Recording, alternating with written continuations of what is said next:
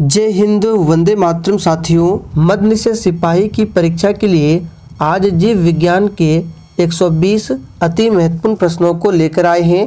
बिल्कुल आपके exam pattern पर आधारित प्रश्न है, तो आप सभी एग्जाम से पहले सभी प्रश्नों का अच्छे तरीके से रिवीजन कर लीजिए। निश्चित रूप से आपके एग्जाम में यहाँ से प्रश्न जरूर पूछे जाएंगे। तो चलिए जल्दी जल्दी से आप सभी लाइव में जुड़ जाइए। सभी को गुड इवनिंग, गुड इवनिंग। तो चलिए फर्स्ट क्वेश्चन आपके सामने है, हैजा किस प्रकार का रोग है। तो देखिए दोस्तों, हैजा जो है ये एक प्रकार का जल जनित रोग है। दूसरा प्रश्न है, मानव शरीर का सबसे बड़ा अंग क्या है। तो त्वचा ये मानव शरीर का सबसे बड़ा अंग है। और मानव शरीर की सबसे बड़ी ग्रंथि पूछे तो यकृत ग्रंथि है। प्याज का खाद्य भाग कौन सा है। तो याद कर लीजिए, प्याज का खाने वाला भाग होता है तना। आगे देखिए, ऑस्टियोलॉजी पाए जाते हैं। तो याद रखिएगा, ऑस्टियोलॉजी अस्थियों में पाए जाते हैं। बिल्कुल 1 नंबर का प्रश्न है, याद रखिएगा। पित्त कहाँ से स्रावित होता है। तो देखिए दोस्तों, पित्त जो है ये यकृत से स्रावित होता है।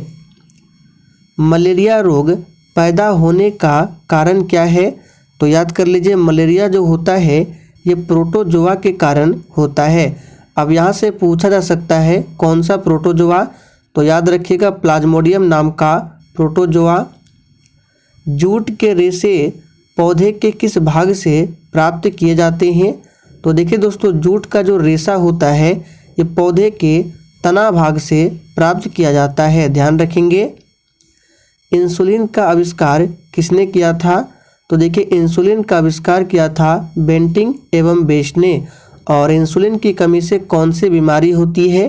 तो मधुमेह बीमारी, जिसको डायबिटीज भी कहा जाता है। और विश्व मधुमेह दिवस कब मनाया जाता है, पिछले बार पूछा गया था, तो 14 नवंबर को, याद रखिएगा। आगे देखिए, तंबाकू किस फसल के अंतर्गत आता है। तो याद कर लीजिए, एग्जाम के लिए इम्पोर्टेंट प्रश्न रहेगा। तो तंबाकू जो है ये नकदी फसल के अंतर्गत आता है, ध्यान रखेंगे। आप लोग कमेंट करके बताइए, भारत में किस राज्य में तंबाकू का उत्पादन सर्वाधिक होता है। समुद्री शैवाल में तत्व मिलता है। तो समुद्री शैवाल में आयोडीन तत्व मिलता है। आयोडीन की कमी से कौन सी बीमारी होती है। तो घेंगा रोग होता है। एंजाइम एक समूह होता है। तो देखिए, एंजाइम जो है ये मुख्य रूप से प्रोटीन का एक समूह होता है। सबसे अधिक प्रोटीन किसमें मिलता है। तो हमने आपको काफ़ी बार बताया है, सोयाबीन में सबसे अधिक प्रोटीन मिलता है। और प्रोटीन की कमी से कौन सी बीमारी होती है। तो क्वाशियोरकर। गुर्दा पथरी का पता लगाने के लिए किस प्रतिबिंबीय यंत्र को प्रयोग में लाया जाता है। तो याद कर लीजिए, सीटी स्कैन का। पारिस्थितिकी तंत्र में ऊर्जा का स्रोत क्या है। तो सबसे आसान प्रश्न है, सूर्य है। विटामिन डी की कमी से होने वाले रोग जो कि रिकेट्स है, इसमें कौन सा अंग प्रभावित होता है। तो याद कर लीजिए, इम्पोर्टेंट प्रश्न है, इसमें अस्थि प्रभावित होता है। कोशिका में कौन सी पाचन थैली कहलाती है। तो लाइसोसोम जो है ये कोशिका में पाचन थैली कहलाती है। चेचक होने का कारण क्या है। तो सबसे पहले ध्यान रखना है, चेचक जो होता है ये वायरस के कारण, कौन सा वायरस है। तो वेरिओला वायरस के कारण होता है चेचक। आप लोग कमेंट करके बताइए, चेचक के टीके की खोज किसने किया था। मानव रक्त का पीएच मान कितना होता है। तो याद रखिएगा, 7.4 होता है, जो कि क्षारीय प्रकृति का होता है। बैक्टीरिया की खोज सबसे पहले किसने किया था। तो ल्यूवेन हॉक ने। गुणसूत्रों में कौन सा पदार्थ पाया जाता है। तो दोस्तों, गुणसूत्रों में डीएनए और प्रोटीन पाया जाता है। विटामिन B2 का अन्य नाम क्या है। तो याद रखिएगा, राइबोफ्लेविन, ये विटामिन B2 का अन्य नाम है। आरबीसी का कब्रिस्तान किसे कहा जाता है। तो प्लीहा को। और आरबीसी का जीवन काल कितने दिनों का होता है। तो 120 दिनों का होता है। मानव शरीर में रक्त की अपर्याप्त आपूर्ति को क्या कहते हैं? तो इस्कीमिया कहा जाता है। और रक्त की कमी से होने वाला रोग कौन सा है? रक्त में जो आयरन की कमी होती है उससे कौन सी बीमारी होती है? तो एनीमिया। इसे भी ध्यान रखेंगे, एनीमिया। रुधिर वर्गों की खोज किसने किया था? यानी कि ब्लड ग्रुप। तो ब्लड ग्रुप का पता किसने लगाया था? तो कार्ल लैंड स्टीनर ने। मधुमक्खी पालन को क्या कहते हैं? तो एपी कल्चर कहलाता है मधुमक्खी पालन। एक पूछा जाता है सेरीकल्चर, तो याद रखिएगा रेशम कीट का पालन कहलाता है सेरीकल्चर। रक्त दाब का नियंत्रण कौन करता है? तो अधिवृक्क ग्रंथि, जिसको एड्रेनल ग्रंथि भी कहा जाता है, यह रक्त दाब को नियंत्रित करता है। बेरी रोग किस विटामिन की कमी से होता है? तो याद रखिएगा विटामिन बी की कमी से होता है बेरी रोग। और विटामिन बी का रासायनिक नाम क्या है? थायमिन। मानव हृदय में कक्षों की संख्या कितनी होती है? तो 4 होती है। मानव के कुल रक्त आयतन में प्लाज्मा का प्रतिशत लगभग कितना होता है? तो याद रखिएगा 55% होता है। यक्ष्मा, जिसको तपेदिक भी बोला जाता है, ये बीमारी पैदा करने वाले कारक कौन सा है? तो ये जीवाणु के कारण होता है, यानी कि बैक्टीरिया से होने वाला रोग है। लाइकेन क्या है? इसको याद कर लीजिए, इम्पोर्टेंट प्रश्न है। तो लाइकेन एक प्रकार का सहजीवी है। लिटमस किससे प्राप्त किया जाता है? तो इसी लाइकेन से लिटमस प्राप्त किया जाता है। प्राणियों के वैज्ञानिक नाम लिखने में किस भाषा का प्रयोग होता है? तो याद रखिएगा लैटिन भाषा का प्रयोग होता है। ईसीजी गतिविधि को दर्शाता है। तो देखिए ईसीजी, इसका फुल फॉर्म भी पूछा जाता है। तो इलेक्ट्रोकार्डियोग्राम, ये दर्शाता है हृदय की गतिविधि को। मानव शरीर में प्रचुर मात्रा में कौन सा तत्व होता है? तो ऑक्सीजन होता है। आमतौर पर प्रयोग किए जाने वाला मसाला लौंग ये प्राप्त होता है। तो याद कर लीजिए, एग्जाम के लिए काफ़ी ज़्यादा इम्पोर्टेंट प्रश्न है। तो लौंग जो है ये प्राप्त होता है पुष्पकली से। और देखिए दोस्तों, जितने भी स्टूडेंट चैनल पर पहली बार आए हैं, आप लोग चैनल को सब्सक्राइब करके और साथ में बेल आइकन को ज़रूर प्रेस कर लेना है, जिससे आप लोगों से एक भी इम्पोर्टेंट सेशन मिस ना हो। घेंगा रोग होता है, तो अभी हमने आपको बताया आयोडीन की कमी से होने वाला रोग है। मानव शरीर में सबसे लंबी कोशिका कौन सी है? तो तंत्रिका कोशिका। क्लोरोफिल प्रकाश के यहाँ पे देखिए टाइपिंग एरर है। किसे मास्टर ग्रंथि कहा जाता है? तो पीयूष ग्रंथि को मास्टर ग्रंथि कहा जाता है। मानव में गुर्दे का रोग होता है। तो मानव में जो गुर्दे का रोग होता है ये कैडमियम प्रदूषण से होता है। याद रखेंगे, किसके प्रदूषण से? तो कैडमियम के प्रदूषण से। रक्त परिसंचरण की खोज किसने किया था? तो देखिए दोस्तों, रक्त परिसंचरण की खोज किया था विलियम हार्वे ने। मानव त्वचा को रंग देने वाला वर्णक कौन सा है? तो मेलानिन। पौधों में पानी का संवहन किस ऊतक द्वारा होता है? तो पानी यानी कि जल, तो ज से जल, ज से जाइलम, यानी कि जाइलम ऊतक द्वारा पौधों में पानी का संवहन होता है। शरीर का निर्माण करने वाला पोषक तत्व कौन सा है? तो ये प्रोटीन है। एंट अमीबा हिस्टोलिटिका नामक परजीवी मानव के किस अंग में पाया जाता है? तो याद रखिएगा आंत में। सेरीकल्चर का संबंध किससे है? तो इसे भी हमने आपको थोड़ी देर पहले बताया था, ये रेशम कीट पालन से संबंधित है सेरीकल्चर। एक पूछा जाता है पीसी कल्चर, तो ये मत्स्य पालन से संबंधित है पीसी कल्चर, ध्यान रखेंगे। आगे देखिए, नेत्रदान में दाता की आँख का कौन सा भाग उपयोग में आता है? तो नेत्रपटल, जिसको कॉर्निया भी कहा जाता है। पेनिसिलिन औषधि किससे निकाला जाता है? तो ये फफूंदी से प्राप्त किया जाता है पेनिसिलिन औषधि को। हैजा के रोगाणुओं की खोज किसने किया था? तो याद कर लीजिए रॉबर्ट कोच ने। दूध के दही के रूप में जमने का कारण क्या है? तो लैक्टोबैसिलस। विटामिन B1 जाना जाता है तो थायमिन के नाम से जाना जाता है विटामिन B1। प्रतिजैविक पेनिसिलिन किससे प्राप्त होता है?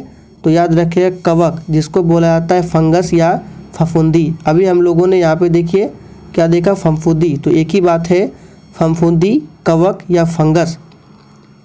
हरे पौधे को कुल कितने पोषक तत्वों की आवश्यकता होती है? तो ये प्रश्न आपके एग्जाम के लिए इम्पोर्टेंट बनेगा, इसको याद कर लीजिए। 17 पोषक तत्वों की आवश्यकता होती है। सबसे तेज़ी से बढ़ने वाला पौधा कौन सा है? तो यूकेलिप्टस है। हिस्टोलॉजी में किसका अध्ययन किया जाता है? तो ऊतक का अध्ययन किया जाता है हिस्टोलॉजी में। रेबीज के टीके की खोज किसने किया था? तो लुई पास्चर ने रेबीज के टीके की खोज की थी।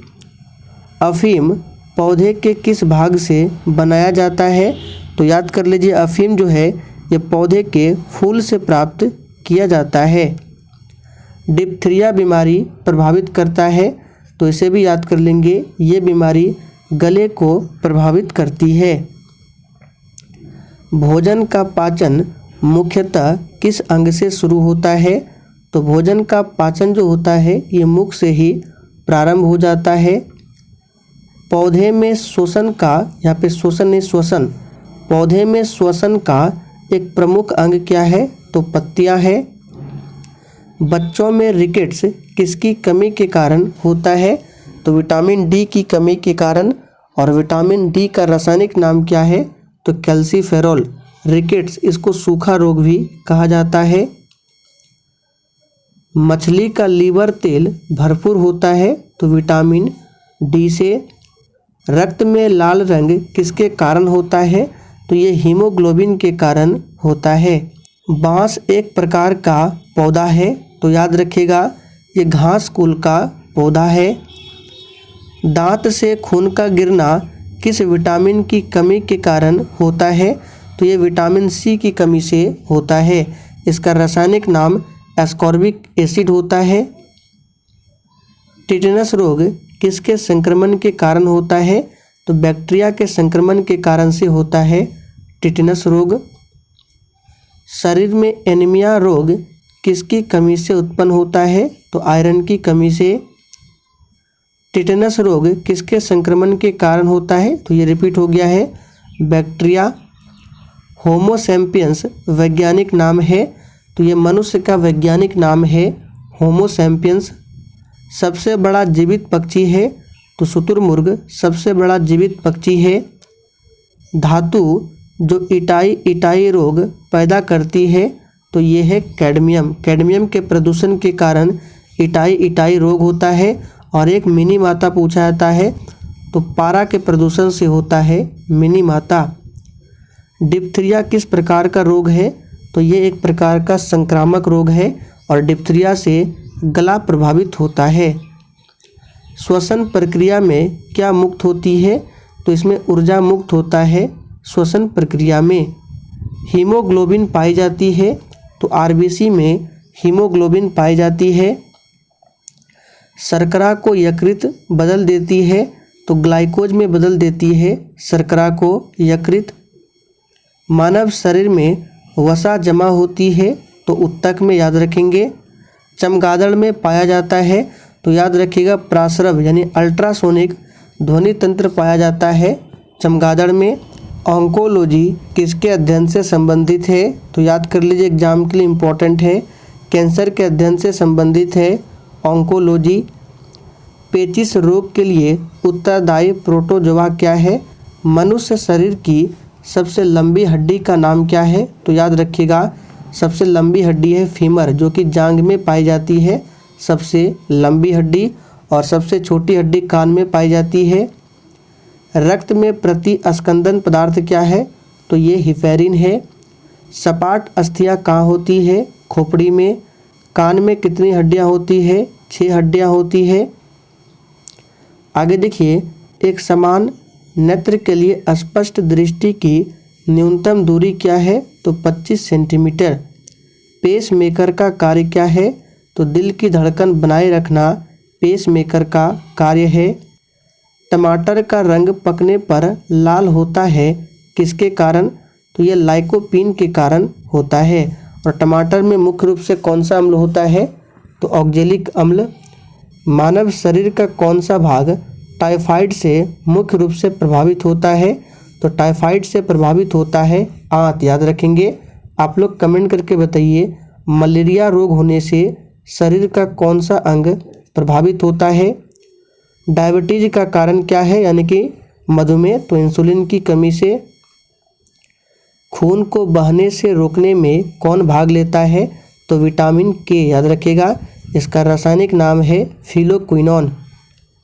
भविष्य का ईंधन किसे कहा जाता है? तो हाइड्रोजन को भविष्य का ईंधन कहा जाता है। हाइड्रोजन के 3 समस्थानिक है, H11 protium, H12 deuterium, H13 tritium. याद रखेंगे। और ये जो तीसरा समस्थानिक है ये रेडियो सक्रिय है। हाइपरमेट्रोपिया का क्या अर्थ है? तो दूर दृष्टि दोष। याद रखेंगे। बिना सल्क वाली मछली कौन सी है? तो कैटफिश। ये बिना सल्क वाली मछली है। स्फिग्नोमैनोमीटर से क्या मापा जाता है? रक्त दाब को मापा जाता है।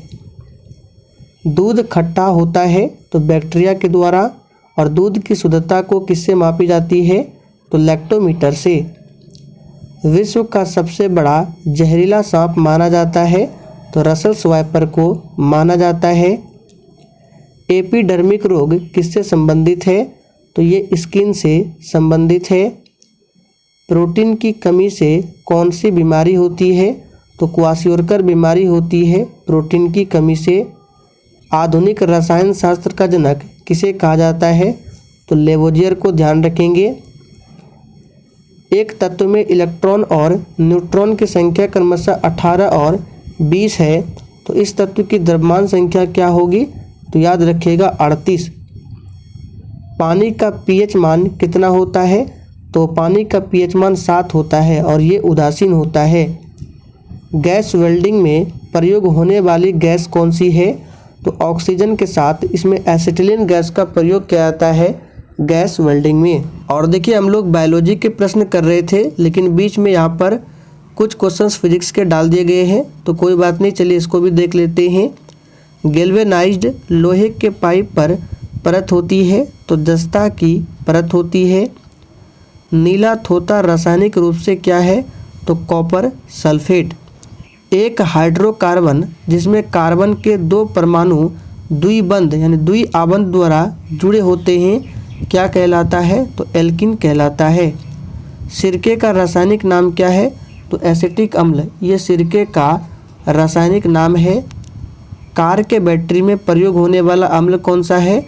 तो सल्फ्यूरिक अम्ल है, H2SO4। याद रखेंगे। सोडा वाटर की बोतल खोलने पर निकलने वाली गैस कौन सी है? तो कार्बन डाइऑक्साइड। खनिज यानी कि मिनरल क्या है? तो एक प्रकार का अकार्बनिक ठोस है। वर्ष 1945 में नागासाकी जापान में गिराए गए बमों में कौन सा विस्फोटक प्रयुक्त किया गया था? तो इसमें प्लूटोनियम का प्रयोग किया गया था। ध्यान दीजिए, यहाँ पे नागासाकी में पूछा जा रहा है, ना कि हिरोशिमा पर। वनस्पति तेल से वनस्पति घी बनाने में प्रयुक्त होने वाली गैस कौन सी है? तो ये है हाइड्रोजन।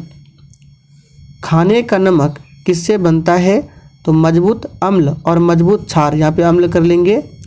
मजबूत अम्ल और मजबूत क्षार से बनता है खाने का नमक, जिसको बोला जाता है साधारण नमक NaCl, और इसका pH मान 7 होता है। प्राकृतिक रबर किसका बहुलक है?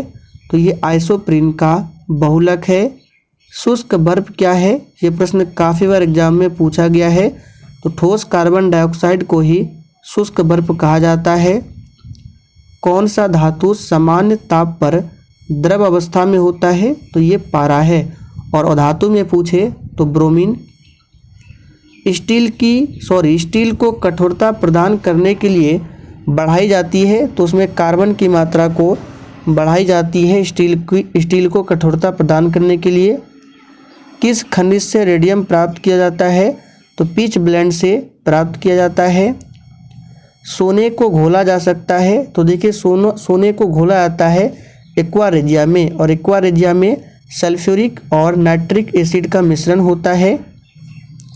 दूध किसका उदाहरण है? ये प्रश्न भी बार बार एग्जाम में पूछा गया है, तो ये इमल्सन का उदाहरण है, यानी पायस का। किस विटामिन कोबाल्ट पाया जाता है, यानी किस विटामिन में? तो विटामिन B12 में कोबाल्ट पाया जाता है। आखिरी प्रश्न आप लोगों के लिए है, RBC का वैज्ञानिक नाम क्या है? इसका आंसर आप लोगों को नीचे कमेंट करके बताना है। तो चले दोस्तों, आज के लिए इतना ही। सेशन पसंद आया हो तो सभी लोग सेशन को लाइक करके और सेशन को अपने सभी दोस्तों के साथ एक बार ज़रूर शेयर करेंगे।